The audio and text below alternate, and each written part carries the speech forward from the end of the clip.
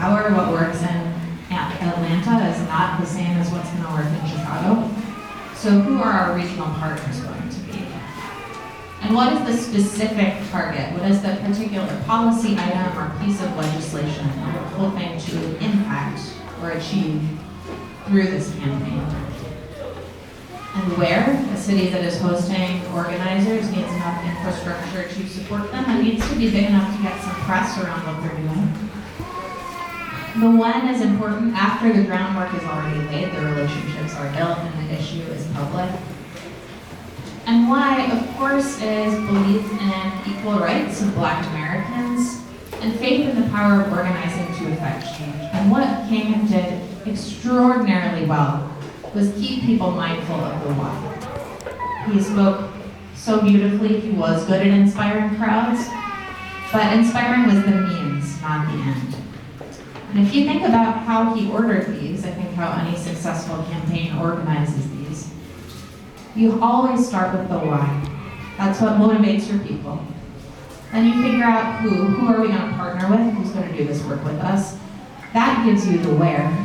The where usually gives you the what, and then the when begins to fall into place. Another word about civil rights and civil policy. Civil rights are about equal access to and treatment by civil institutions. So, for example, clean water is a human right, but having your municipality make sure that the pipes in your neighborhood are de-leaded, just like they are in other neighborhoods, that's a civil right. So here in Chicago, let's take a look at what he did here. That why is still equal rights. One advantage Chicago had was that there were already a lot of people on the ground doing civil rights work. Are the Baders here? One of those was the Chicago Catholic Interracial Council. I know a lot of people here in this room were already active in that work in the early 1960s here in Chicago and elsewhere.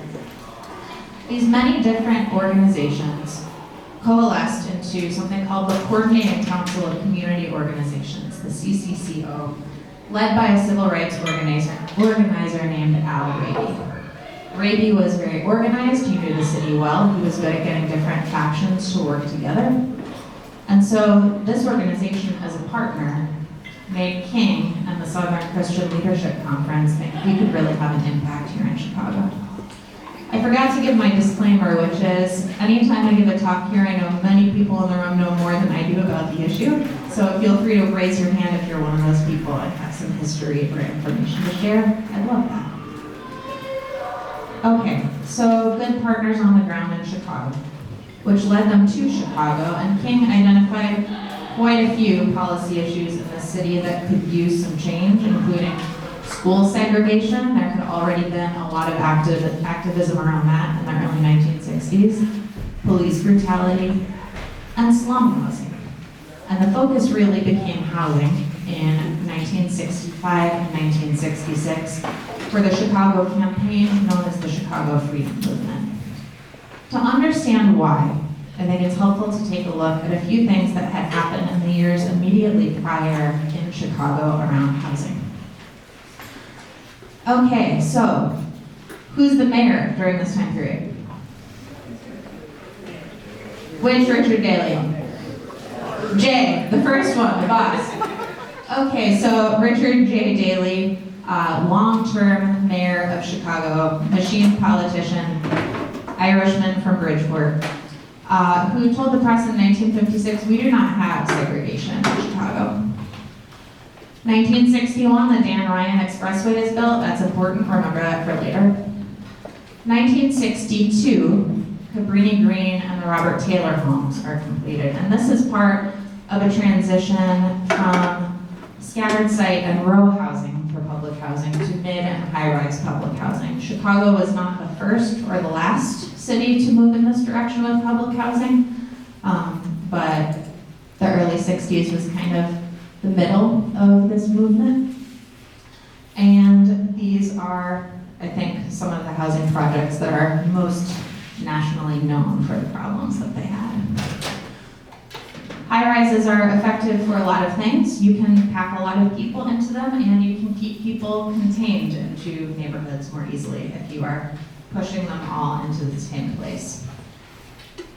So then, the year after that, Daley tells the NAACP there are no ghettos in Chicago. 1964. Again, who lives in Bridgeport? Mayor Daley. Very, very, very Irish neighborhood at the time, not so true anymore. So in 1964, a white developer named John Walsh, who supports integration, buys a 3-apartment building a block and a half from the mayor's house with a plan to rent one of the apartments to black tenants. He recruits a black couple. At the last moment, they decide they don't want to do it. He recruits another black couple. Several times, black tenants almost move in and then are too concerned about the risk to themselves and their families and decide to skip it. So then 2 black college students agree to move in. They move in on a Friday. Angry white members of the neighborhood gather outside. The tension builds. Slowly, this is not a riot that starts with like one broken bottle and then everything is chaos. This builds over a couple of days, but by Monday it's getting pretty ugly. People are loud, people are starting to be violent. And so the 11th Ward and the police department decide to solve the problem. The police enter the apartment, remove all of the black tenants' belongings while they're at class, remember they're college students, take their stuff to the police station. The mob barges in and trashes the apartment. When the students get home, they are surprised to be led to the police station, given all their stuff in boxes, and told they no longer live in Bridgeport. So this is the mayor's neighborhood, which has no segregation. Then in 1966, important Supreme Court case, Gautreaux versus the Chicago Housing Authority. This is when the CHA is found to be violating the 14th Amendment in the way that it allocates public housing. 14th Amendment, no state shall make or enforce any law which shall abridge the privileges or immunities of citizens of the United States. So until 1957, black families were expressly forbidden from living in CHA housing, Chicago Housing Authority housing, in white neighborhoods. In this ruling, the CHA was determined to have imposed quotas on black families to keep the number of black residents in white neighborhoods artificially low. Consider that this practice was so flagrant that it was ruled illegal in 1966. Gautreaux was not an uncomplicated ruling. It did not have uncomplicated results. I know Ron and Leslie can speak a little bit to that, but that is an important piece of the history and timeline here.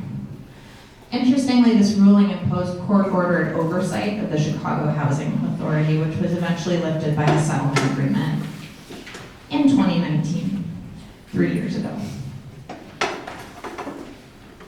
So I'm not going to read you this whole block quote from Mike Royko's Boss, a book about Mayor Richard J. Daley. You do have it on your handout if you'd like to peruse it. But we talk so often, again, in abstractions about how white people benefit from racism and white supremacy. I think the abstractions sometimes obscure the fact that there are tangible financial benefits for white people to racism and white supremacy. This, I know it's a long quote, but if you have a little time later, just go through it and circle or tally up all of the individuals and institutions who are making some money off of slum housing in Chicago. None of this was coincidental. None of this was an accident. Obviously, racism is a motivator in segregated housing. Also, money is a big motivator. It's impossible to disentangle those two. Always pay attention to which individuals and which institutions are cashing in on a system like this. So, with all of that in the back of our minds, oh wait, I do have to talk about the damn Ryan. Hang on, this really makes me mad. Okay, so black Chicago residents crammed into 2 ghettos. They were not the mayor's concern. Expressways were planned as man-made barriers. The Dan Ryan, for instance, was shifted several blocks during the planning stage to make one of the ghetto walls. Remember, this is after Daley tells national news that there's no segregation in Chicago. So King knows all of this, In 1965, he has his partners, he starts laying the groundwork. So he leads a very well-publicized march from Buckingham Fountain to City Hall. He does a speaking tour around the Chicago area. He formally launches the Chicago campaign, the Freedom Movement, in January of 1966. Preliminary organizing period, the 5 months that follow that, he meets with everybody. He meets with the mayor, he meets with the cardinal, he meets with gang members, he meets with union members, anyone who might have a stake in how the city handles housing in general and public housing in particular. He's working on building those relationships. To his first meeting with Mayor Daley in March, he brought organizer and teacher Al Raby, who was not a friend to Daley, and some arguments are that soured the relationship between King and Daley from the start. It's hard for me to imagine that they ever would have had what we would call a good working relationship, but there are a lot of dynamics to those relationships. So July of 1966, that's really the epicenter of the campaign. Lots of marches around Chicago, lots of presence downtown by protesters. Then in August, not much is happening, there's not much movement from the city. King decides to get a little more aggressive with his strategies and lets the mayor and the city know that marches are going to start happening in white ethnic neighborhoods outside of downtown. This is when Daley starts to panic because he lives in one of those neighborhoods. He remembers what happened 2 years before, a block and a half from his house. He knows that these protests will turn violent very quickly, that the police won't be able to control them, and that the police won't have any choice but to crack down on violent white onlookers, which is not the press that Daley wants at all as he's thinking about his re-election. So Daley is very, very eager to stop this. Also, I'm sure many of you know or remember when King and his team marched in Gage Park, Marquette Park. Things got ugly. He was hit in the head with a rock and injured. And then said famously, "I have never, ever, ever, not even in Mississippi or Alabama, seen hatred the way I have seen it in Chicago." All through this campaign, Daley is saying, these people, it's always these people are just complaining about problems, but they're not proposing solutions. King goes to the press and says, "We propose a civilian police accountability board." Daley goes to the press and says, "These people, just problems, no solutions." King says, "We propose desegregation of public housing." So on and on, solutions are proposed, but they're not solutions that are satisfactory to the mayor. Things really come to a head at the end of August when King announces plans to march in Cicero, the old Capone suburb. I'm seeing nods, I know a lot of people remember this. Everybody knows that's not gonna go well on both sides. Everybody knows that's going to turn violent. Daley is very eager to head that off, and so that leads to the summit agreement, when leaders of the Freedom Movement sit down with leaders of the city and compose and sign a document full of non-promises about ending housing segregation in Chicago. There are a lot of words like state and county employees will be instructed and reminded not to discriminate on the basis of race. Mortgage lenders affirm that their policy is to lend equally without regard to race. And then, in early September, a more radical faction that has splintered off of King's movement marches in Cicero anyway. This is led by Black Power organizers who are not afraid to use violence when they are met with violence, which frankly I think is quite defensible when you think about the violence that they were met with. But this really caused the coalition that had been working relatively well to start to crumble. King's advocates still supported nonviolent resistance, but that was not unilaterally true, and that was becoming very apparent. So one working theory of why King's efforts had less immediate success in Chicago than in the South is that Northern culture and systems of power just work very differently. And especially from government leaders, he was more used to open antagonism than he was to this kind of polite, empty promise approach. And Northern machine politics were new to him. So I'm about to hand the mic over to John, but I do want to show a newspaper clipping that I found interesting. This is from a speech that King gave in July of 1965, so at the beginning of his tour of the Chicago area. Here we go. Dr. Martin Luther King urges Winnetka crowd to promote integration. So when King went to a wealthy white suburb of Atlanta, he was pulled over in a traffic stop, arrested on false charges, sentenced to months of hard labor. Those charges were eventually overturned.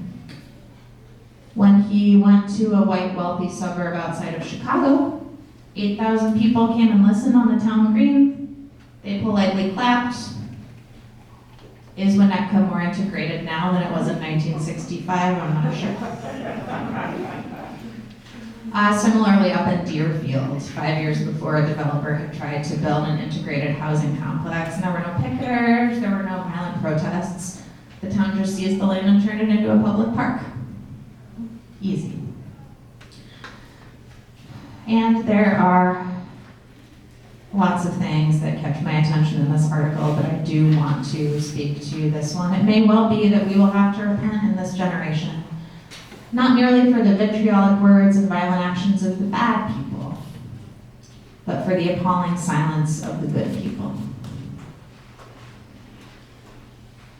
As Ron reminded us last week, housing is complicated. Was this movement successful? In some ways, yes. In some ways, no.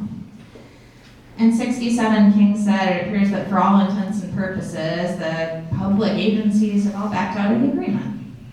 They've given credence to those who proclaim the housing agreement a sham and a batch of false promises. And yet, this campaign did bring to the nation awareness of Chicago's slum housing problem. And then in 1968, we see the Fair Housing Act. And we see an increase for public housing funds with the Housing and Urban Development Act. So in the short term, maybe no. In the longer term, maybe yes. It's complicated. And with that, I'm going to hand it over to John Foyles, vestry member, author of 2 books, including This City is Killing Me, and a person who knows a whole lot about the Chicago Housing Authority.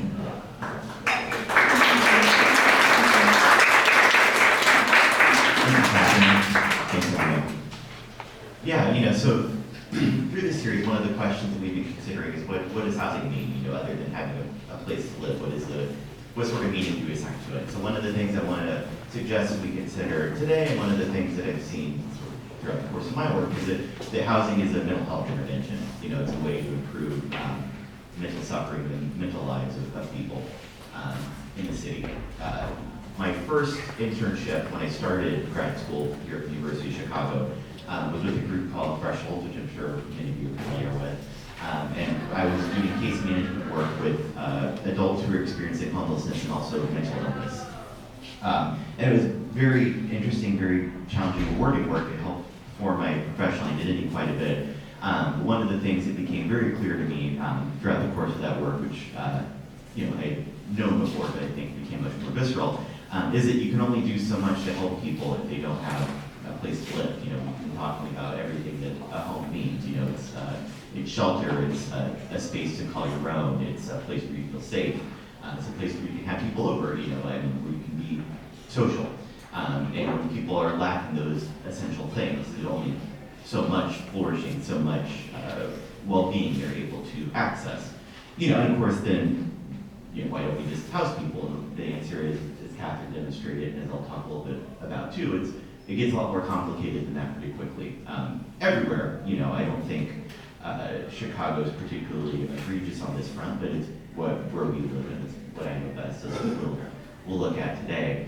So I'm going to talk a little bit about just the history of the CHA, kind of pulling the camera out and then moving a little bit forward from what Catherine talked about, and then sort of translate that into the work that I've seen and what I've done, and I'm sure many of you can chime in with that as well.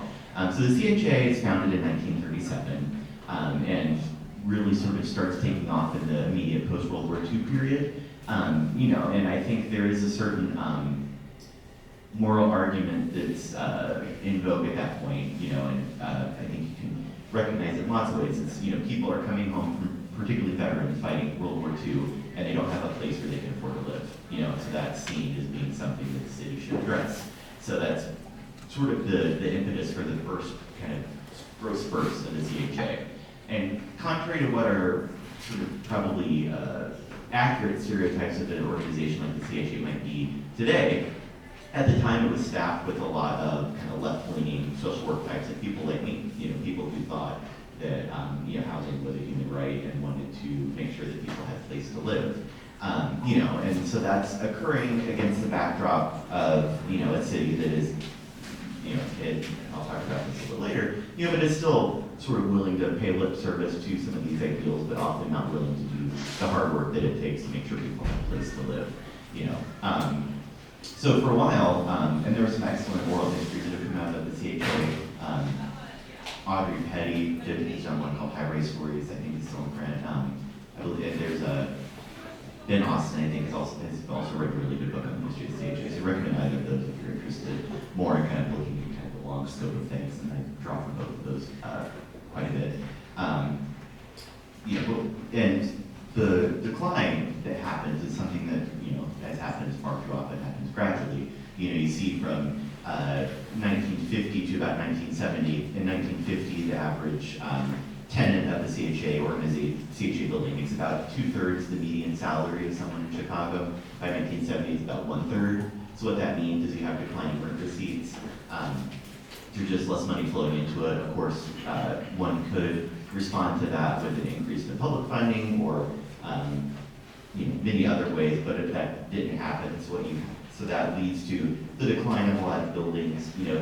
When Cabrini Green was first built, it was surrounded by a lot of green space, and people who first lived there, liked it and remarked upon it quite a bit. And then once that becomes difficult to maintain, and also you have sort of the public will of like, why are we creating green space for the people who live in these public housing developments? So that gets paved over concrete.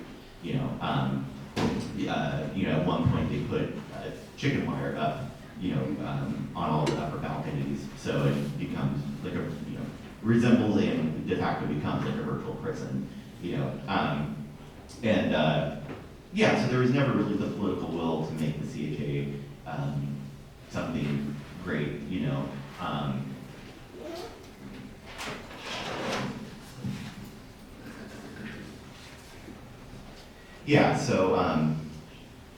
beginning in about 1950, there were no new developments that were built in predominantly white neighborhoods, and so this is sort of because, aldermen would always respond that they didn't want them where they lived, and so you see that sort of culminating in the 1966 lawsuit that Catherine mentioned, and Daley responded to this by just virtually halting construction.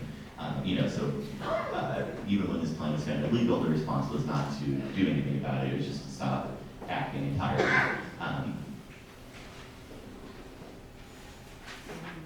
So you have the CHA kind of limping along until 2000, which is when another Daley, Richard J. Daley, announced the plan for transformation.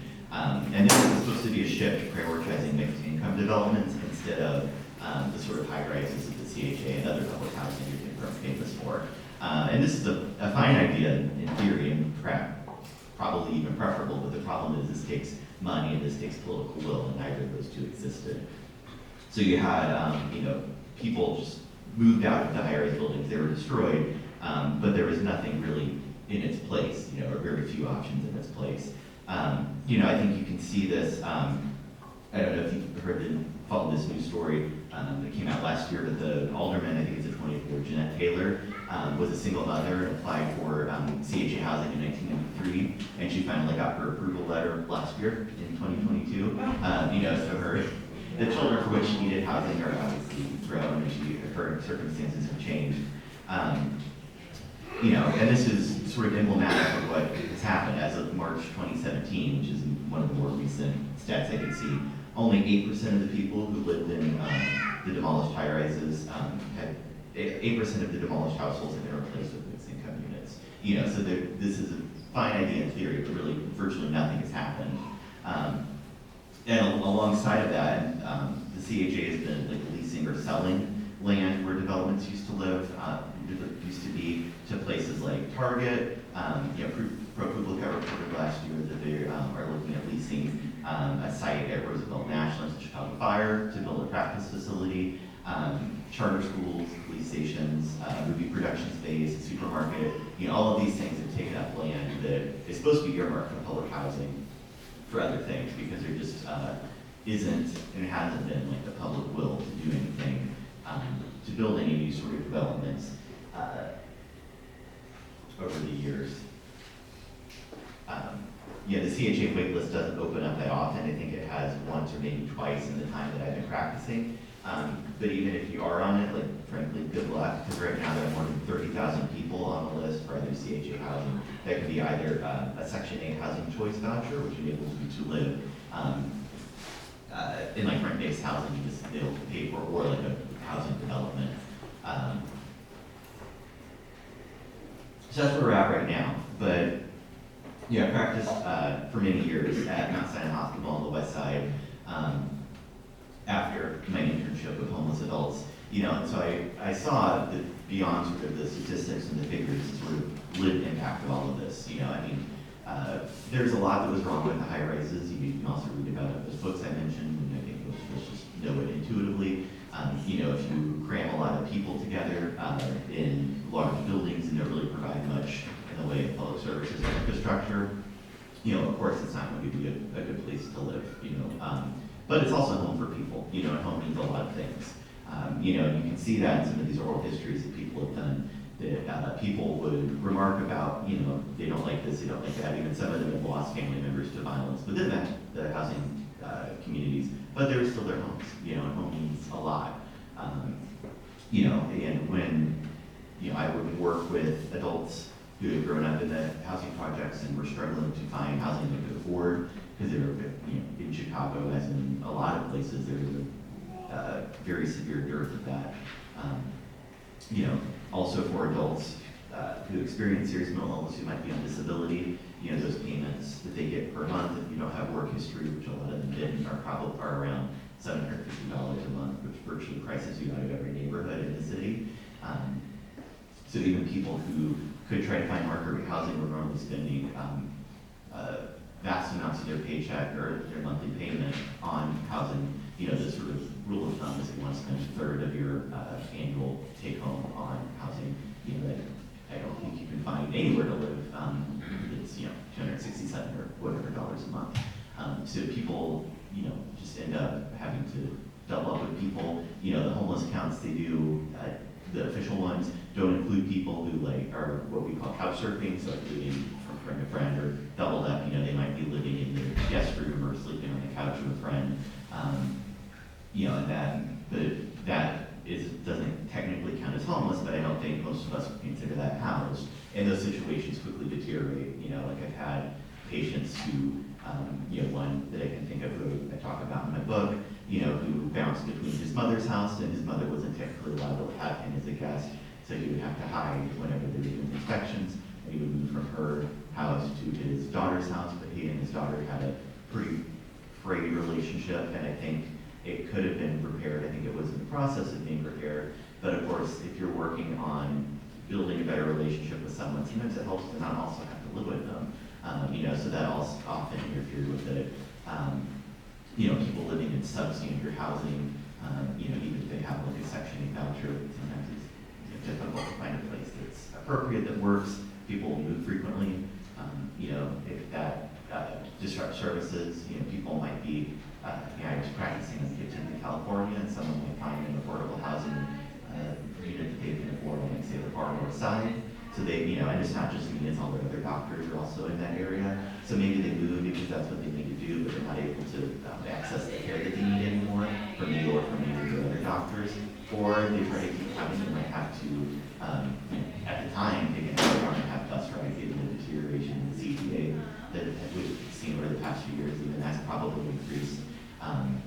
The thing I think that we do for people who don't have the means to pay for services is we often ask them to pay in a different way. often that's with time and dignity too.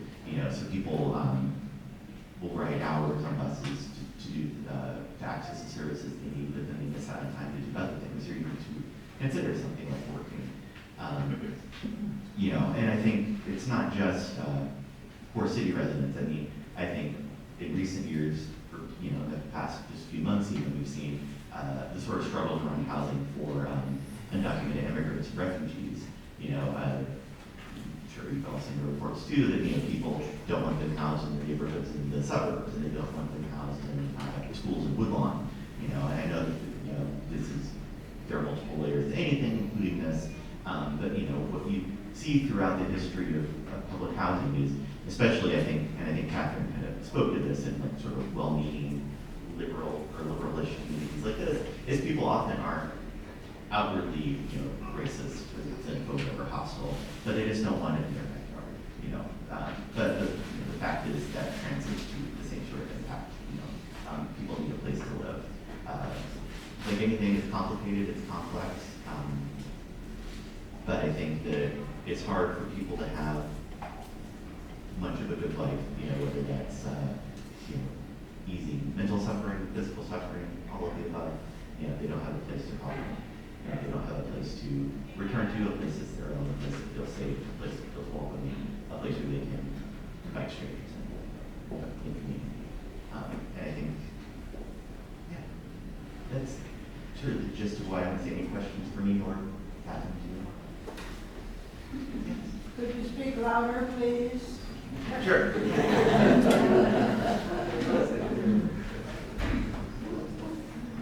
Yeah. Does the city have an overall plan for the future?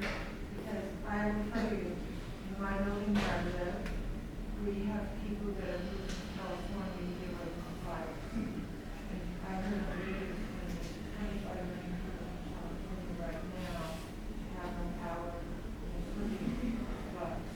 So we can expect more people to migrate to the west, the Midwest, and then we've got the immigrants that are coming in.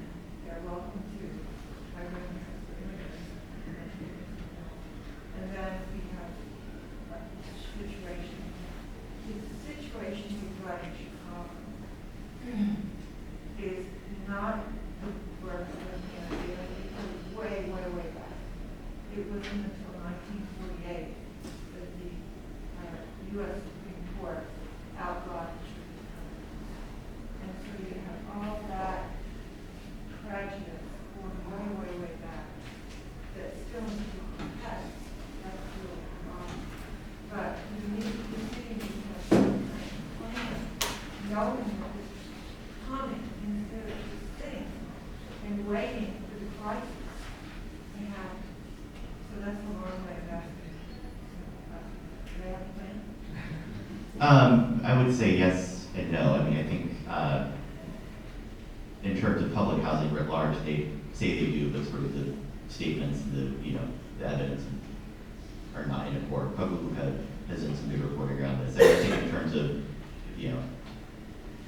the cascading crises and reasons why people want to move, I think Chicago is pretty behind on environmental stuff. I don't know, not an expert in this by any means, but I think they're working on it. But I don't think anybody's really acknowledged or wrestled with the impact that global climate change will have on population patterns. So I don't think we're in a good spot for that necessarily. I think lots of people realize it's a problem. I mean, I think as with anything, the solution can, among other things, involve lots of money and just not always a lot of political will for that. So.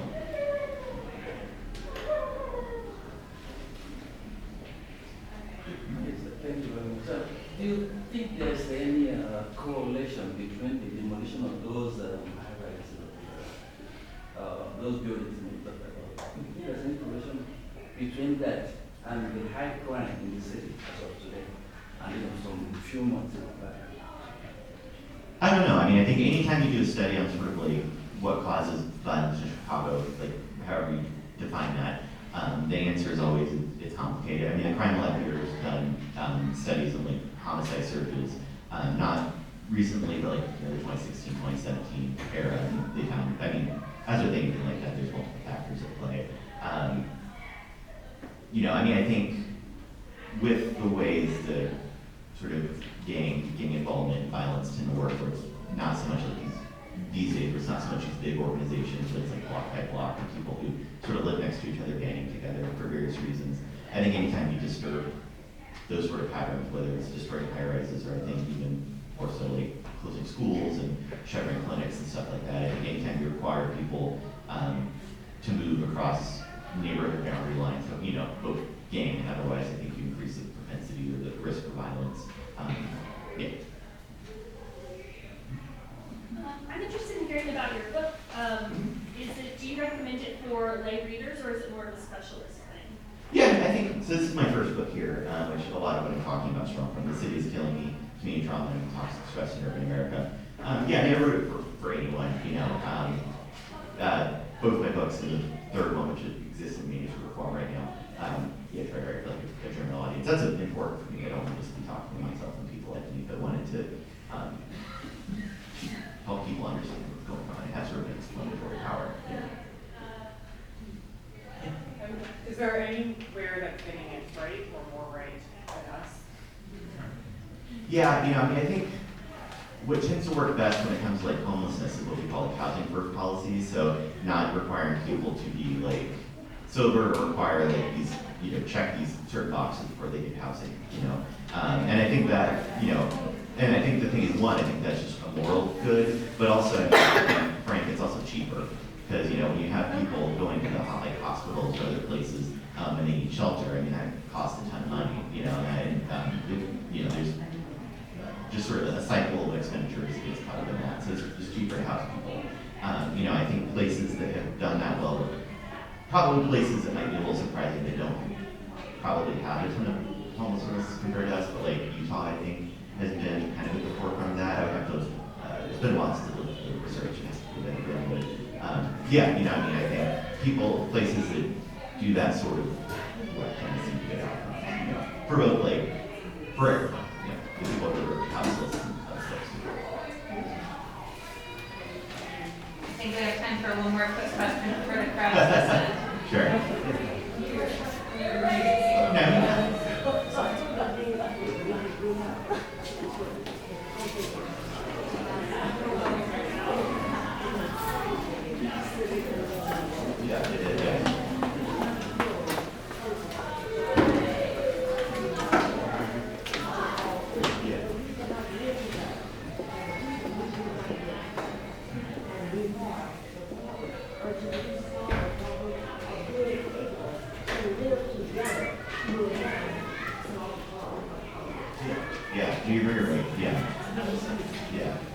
I think confronting Chicago's long history of segregation is part of addressing any of this.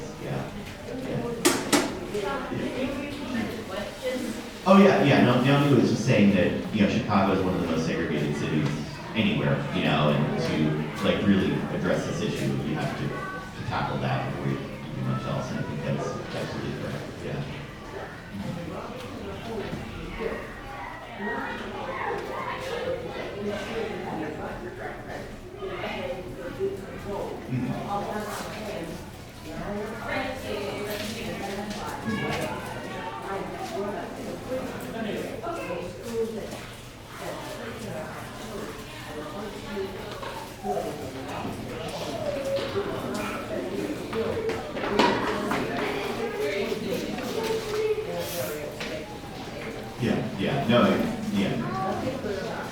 Naomi's right.